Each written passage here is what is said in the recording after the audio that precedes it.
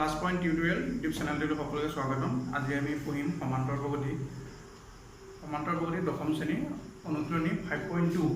ইতিমধ্যে আমি সমান্তৰ প্ৰগতিৰ এটা সিৰিজ আমি বনাই আছোঁ। যদি তোমালোকে আগৰ ভিডিঅ'কেইটা চোৱা নাই তেতিয়াহ'লে আমাৰ চেনেলত প্লেলিষ্টত গৈ চাই ল'বা, তাৰপিছত এই ভিডিঅ'টো কণ্টিনিউ কৰিবা, কিয়নো এই ভিডিঅ'টো মাজৰ পৰা চালে তোমালোকৰ সমান্তৰ প্ৰগতিৰ যোনটো ধাৰণা সেইটো তোমালোকৰ আধৰুৱা হ'ব। সেইকাৰণে এইটো ভিডিঅ' চোৱাৰ আগত তোমালোকে আগৰ ভিডিঅ'কেইটা চাই ল'বা। এতিয়া আমি আজি সমান্তৰ প্ৰগতি আমি এই অনুশীলনীত আমি 5.2 আমি পঢ়িম 7 নম্বৰ প্ৰশ্নটোৰ পৰা। প্ৰশ্নটো মই নিলিখোঁ, যিহেতু প্ৰশ্নটো লিখিলে ভিডিঅ'টো দীঘলীয়া হৈ যায়। মই মাত্ৰ সমাধানটো কৰিম। তোমালোকে এইটো কৰাৰ সময়ত তোমালোকে নিজে বহি উলিয়াই ল'বা, কিতাপখন উলিয়াই ল'বা, তাৰ লগত তোমালোকে সমানে সমানে চাবা। আৰু যদি তোমালোকে পাৰা এটা কাম কৰিবা, তোমালোকে প্ৰশ্নটো নিজে আগতে সমাধান কৰিব চেষ্টা কৰিবা। তাৰপিছত যদি তোমালোকে নোৱাৰা তাৰপিছত আমাৰ ভিডিঅ'টো চাবা, পজ কৰিবা। মানে তোমালোকে এইটো এনেকুৱাকৈ কৰিবা যাতে তোমালোকে শ্ৰেণীকোঠাতে যাতে পঢ়ি আছা তেনেকুৱা নিচিনাকৈ কৰিবা, তেতিয়া তোমালোকৰ বেছি ভাল হ'ব।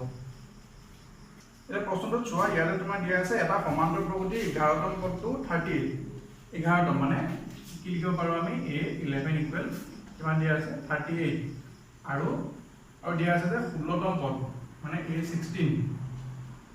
কিমান 73। এতিয়া এইটো তোমালোকে যেতিয়া সলিউশ্যন লিখিবা দিয়া আছে বুলি লিখি ল'বা। দিয়া আছে যে এইখিনি আমাৰ দিয়া আছে, দিয়া আছে A11 ইকুৱেল 38, A16 ইকুৱেল 73 আৰু তোমালোকক উলিয়াব দিছে যে A31 ইকুৱেল। এতিয়া আমাৰ চোৱা ইয়াত আমাৰ এইটো উলিয়াব দিছে, কিন্তু আমি জানো যে এইটো উলিয়াবৰ কাৰণে আমাক কি লাগিব, যিকোনো এটা পদ, এটা সমান্তৰ প্ৰগতিৰ যিকোনো এটা পদ উলিয়াবৰ কাৰণে আমাক সদায় লাগিব প্ৰথম পদ A আৰু আমাৰ এনটো লাগিব, মানে তাৰ পদটোত সমান্তৰ প্ৰগতিত কিমানটা পদ আছে আমাক পদৰ সংখ্যাটো লাগিব যিকোনো এটা পদ উলিয়াবৰ কাৰণে। কিন্তু ইয়াত চোৱা আমাৰ সেইটো নাই আৰু ডিটো আমি নাজানো, মানে সমান্তৰ প্ৰগতিটোৰ সাধাৰণ অন্তৰটো কিমান আমি সেইটোও নাজানো। এতিয়া আমি এইটো কেনেকৈ উলিয়াম, আমাক মাত্ৰ এই দুটা দিয়া আছে, এই দুটাৰ সহায়ত আমি কেনেকৈ উলিয়াম চোৱা। আমি কি জানো যে লিখিব পাৰা যে আমি এইটো নিলিখিলেও কোনো কথা নাই, এনেকৈ লিখিবা দীঘলীয়া হৈ যাব। যিহেতু A11 ইকুৱেল 38, এতিয়া A11 আমি কেনেকৈ লিখিব পাৰোঁ যে A plus n minus 1 into d। তো ইয়াৰ n কিমান 11, গতিকে 11ৰ পৰা 1 গ'লে কিমান থাকিব 10। এইটো লিখিবা ইকুৱেল 38। আৰু চোৱা এতিয়া তোমালোকে অকল এইটো এইফালে আহাচোন, 38 মাইনাছ 10d।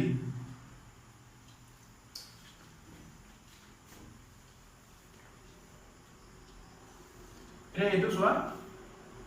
A16 ইকুৱেল আমি কি লিখিব পাৰোঁ, কিমান আছে তোমাৰ 73। A16ৰ সলনি আমি লিখিম A প্লাছ 15d। এতিয়া 15d কিয় লিখিলোঁ বুজি পাইছা না সকলোৱে? ইয়াতো তুমি এইটো এইফালে ৰাখা, ইকুৱেল কিমান হ'ব 73 মাইনাছ 15d। যিহেতু এই গোটেই পদকেইটা একেটা সমান্তৰ প্ৰগতিৰ, গতিকে তাৰ প্ৰথম পদটো একেই হ'ব, একেটাই হ'ব। গতিকে ইয়াত A যিটো A মান যি ওলাইছে, ইয়াত A মান যি ওলাইছে, এই দুটা সমান হ'ব লাগিব, হয় নে নহয়? কাৰণ এইটোতো আমি একেটা সমান্তৰ প্ৰগতিৰ কথাই কৈ আছোঁ, গতিকে ইয়াত A সমান হ'ব লাগিব। লিখিব পাৰা যিহেতু দুয়োটা পদ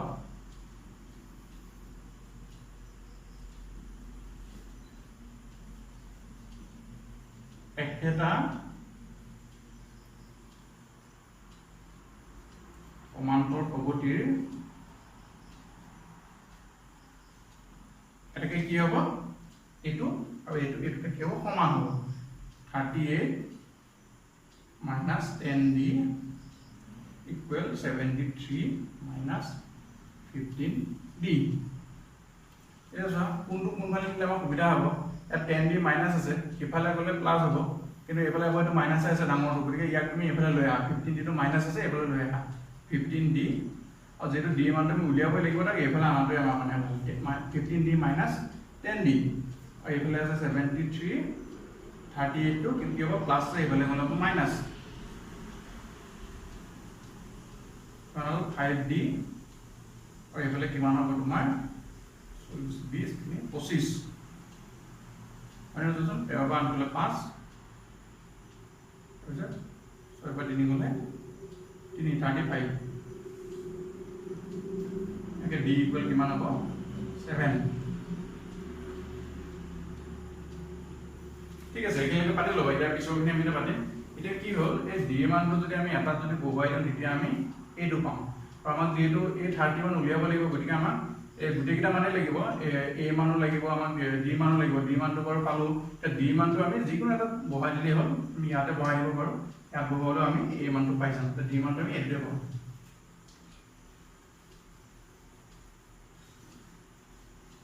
ইয়োবা লাগে a equal 38 minus 10 into 7 38 minus 70 equal কিমান হ'ব তোমাৰ 32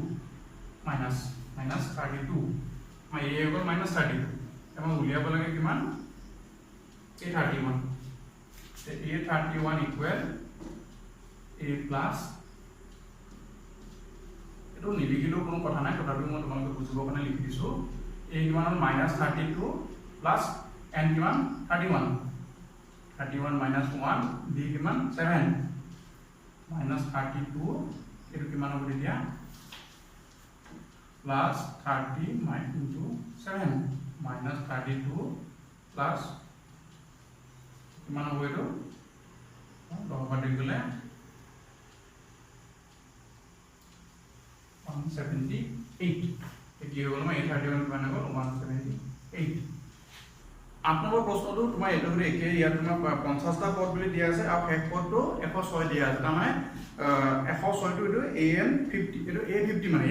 106 এটো তোমালোকে 7 নম্বৰটো কৰি একে নিচিনাকে কৰিবা এটো উত্তৰ ওলাব আৰু 9 নম্বৰটো অলপ একে মাত্ৰ তথাপি অলপ বেলেগকৈ দিয়া আছে মই 9 নম্বৰটো কৰি দিছো চোৱা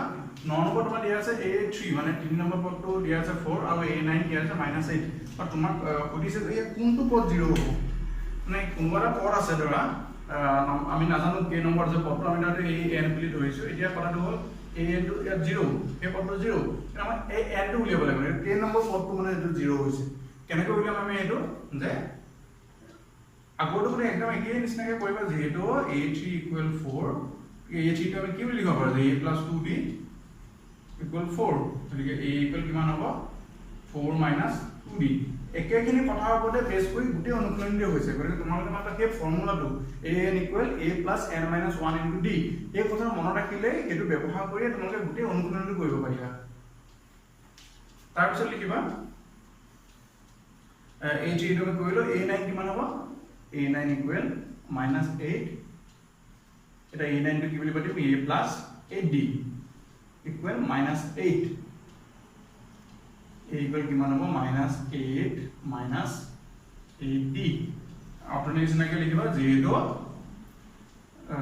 দুইটা পদ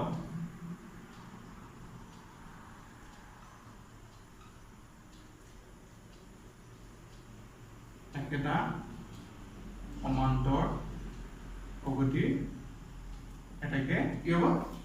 যেহেতু দুইটা পদ একেটা সমান্তৰ প্ৰগতি গতিকে এটা এটো সমানই হ'ব একেটাই হ'ব গতিকে এটো আমাৰ সমান হ'ব কিমান হ'ব 4 - 2d এটাকে তো সম্পৰ্ক হ'ব ইকুৱেল -8 - 8d 8d টো এফালে লৈ আহা 8d - 2d ইকুৱেল -8 - 4 এ কিমান হ'ল তোমাৰ 6d ইকুৱেল -12 d ইকুৱেল কিমান হ'ল তোমাৰ -2 d ইকুৱেল -2 d মানটো যে বহুৱাই দিয়া কিমান হ'ব এটাকে a ইকুৱেল 4 -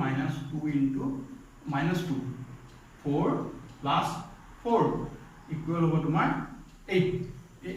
এই মানটো আমাৰ 8 ওলাই গ'ল আমি যিকোনো এটা পদ উলিয়াবৰ কাৰণে যিকিটা বস্তু আমাৰ দৰকাৰ হয় a দৰকাৰ হয় d দৰকাৰ হয় আমি সেইকেইটা পাই গ'লো তে এই পদ এটা আছে কিবা এটা নম্বৰটো নাজানো সেইকাৰণে আমি a n বুলি কৈছো সেইটো হ'ল 0 তে এইটো ইয়াৰ যে n টো কিমান এটা আমি উলিয়াব লাগে গতিকে আমি কি বুলি পাতিব পাৰো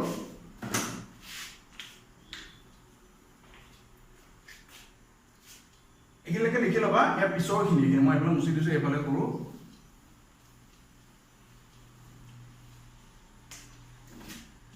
যেহেতু an = 0 তে a টো বহুৱা a + n - 1 into d equal 0 এই মানটো পাইছিলো 8 n টো আমি নাজানো আৰু d মানটো পাইছিলো -2 well 0 8 কিমান হ'ব তোমাৰ এইটো পূৰণ কৰা plus A minus A minus 2n minus a minus a plus 2 equal 0 minus 2n plus 10 equal 0 minus 2n equal minus 10 equal minus আছে equal minus আছে minus দুটা কাটি দিয়া 10 equal কিমান হ'ব তোমাৰ 10 divided by 2 5 মানে n equal 5 তবে n equal 5 মানে কি বুঝিলো যে আমি যোনটো পদৰ কথা ধনিবা কৈ আছিলো যে এই পদটো 0 পদটো কে নম্বৰ আছে 5 নম্বৰ এটাকে কি হ'ব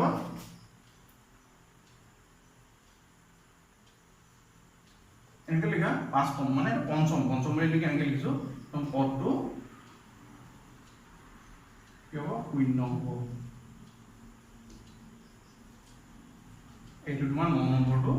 হৈ গ'ল ঠিক আছে এটা 10 নম্বৰটো চোৱা 10 নম্বৰটো তোমাৰ দিয়া আছে যে এটা সমান্তৰাল প্ৰগতি 17 তম পদটো মানে যোনটো তোমাৰ এই 17 পদ আছে এই 17 পদটো তোমাৰ যোনটো 10 নম্বৰ পদ মানে যোনটো 10 নম্বৰ পদটো আছে এইটো কৈ কি 7 ডাঙৰ বুলি কৈছে এটা চোৱা কোনটো ডাঙৰ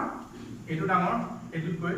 গতিকে এটা আমিতো নাজানো গতিকে আমি কি কৰিব লাগিব এটা ধৰি ল'ব লাগিব কোনটো ধৰিম যোনটোৰ লগত তুলনা কৰি কথাটো কৈছে এনেকুৱা ধৰাবিলাকত কোনো সাৱধান হ'ব যে আমি কোনটো ধৰিব লাগিব আসলে যিটোৰ লগত তুলনা কৰি কয় আমি সেইটো ধৰিম কাৰণ তুলনা কৰি কৈছে কোনটোৰ লগত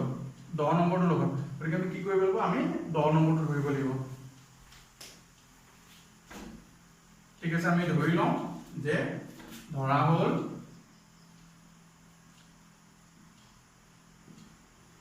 দহ নম্বৰ পদটো কিমান x তেতিয়া আমি কিমান হ'ব 10 নম্বৰ পদটো যদি x হয় আমাৰ 17 10 নম্বৰ পদটো কিমান হ'ব 7 ডাঙৰ বুলি কৈছে যেহেতু x + 7 ডাঙৰ যেহেতু a 10 ইকুৱেল কি বুলি পাতিব পাৰো আমি a + 9b ইকুৱেল x আৰু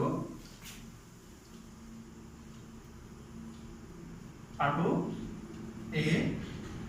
17 equal plus 7 a 17 মানে কিমান a plus 16 b equal 7 এয়া পিছৰ কিনি পাতা a equal কিমান হ'ব x plus 7 minus 16d একে নিচিনা কথা একেটা সমান্তৰাল প্ৰগতি পদ ইয়াৰ যোনটো আমি ইয়াতে আমি এইটো লিখিব থাকিব ইয়াতে a ইকুৱেল কিমান হ'ব x minus 9d ইয়াত a মানে যিমান প্ৰথম পদটো যিটো ইয়াত যোনটো ওলাইছে সমান হ'ব লাগিব দুইটা কি হ'ব একে নিচিনাকৈ লিখিবা আগৰ প্ৰশ্নখন একে যেহেতু দুইটা পদ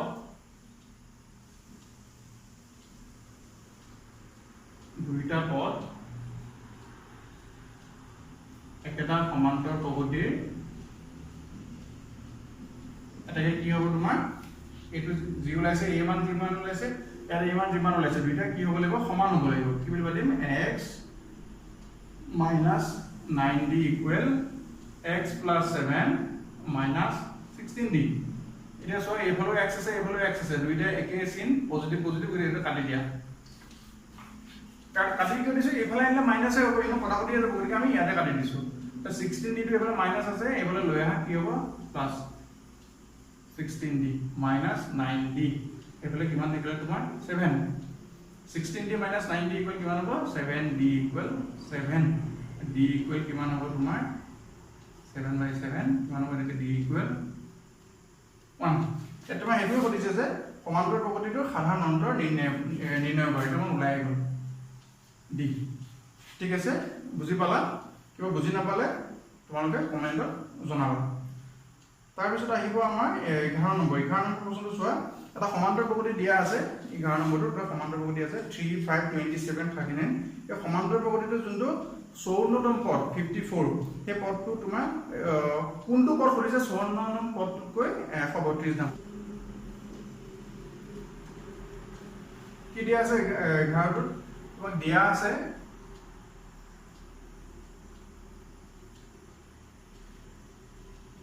এইটো আমাক দিয়াই আছে কিমান দিয়া আছে 3 দিয়া আছে আৰু তোমাৰ d কিমান দিয়া আছে d টো উলিয়াই লোৱা 15 - 3 কিমান হ'ব 12 d12 তে কোনটো পদ 54তম পদটোতকৈ 132 ডাঙৰ এটা সেই পদটো উলিয়াবৰ কাৰণে আমি 54তম পদটোকো জানিব ল'ব লাগিব a54 টো কিমান আমি উলিয়াম কেনেকৈ উলিয়াম a54 equal a plus 53d a কিমান 3 plus 53 into 12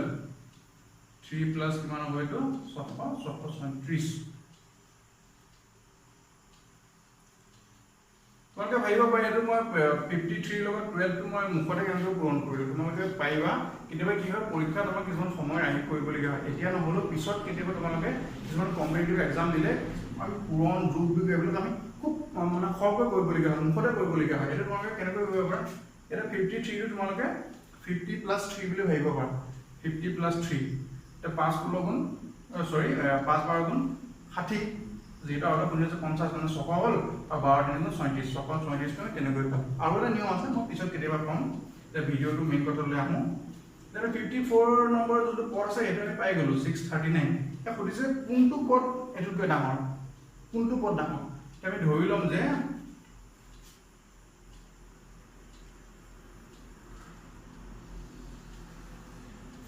ধৰা হ'ল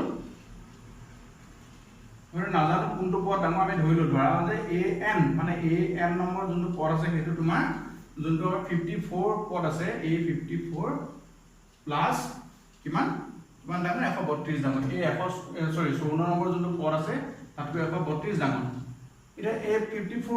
পদটো কিমান মান পালো 639